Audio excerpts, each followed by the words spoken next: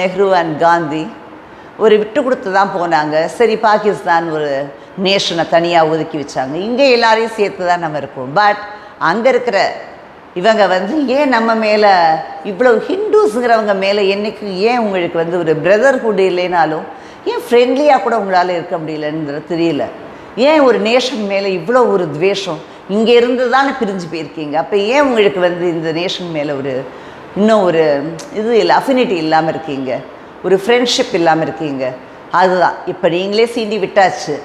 அப்புறம் அது என்ன மாதிரி முடிய போகுது? ஏன்னா எப்போவுமே எல்லாருமே ஒரு கார்டியலாக ஒரு ரிலேஷன்ஷிப் இருக்கிறது தான் எல்லா கண்ட்ரீஸ்க்கும் நல்லது.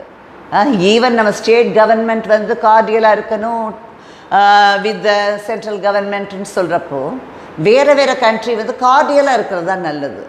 அது இருந்தால் தான் அவங்களோட எல்லா இன்ட்ராக்ஷன்ஸ் எல்லாமே அந்த இதெல்லாம் இருக்கு இல்லையா, அவங்க கமர்ஷியலாக ஒருத்தருக்கு ஒருத்தர் இருக்கிற ஒரு சில ஆக்டிவிட்டீஸ்க்கு அது ஹெல்ப்ஃபுல்லாக இருக்கும். டெவலப்மெண்ட் அதுதானே, சும்மா இருக்கிறது டெவலப்மெண்ட் இல்லை இல்லையா?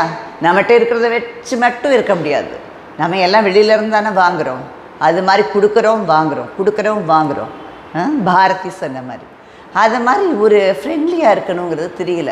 அதான் எப்போ பாரு எங்கே எல்லா இடத்துலையும் வார்.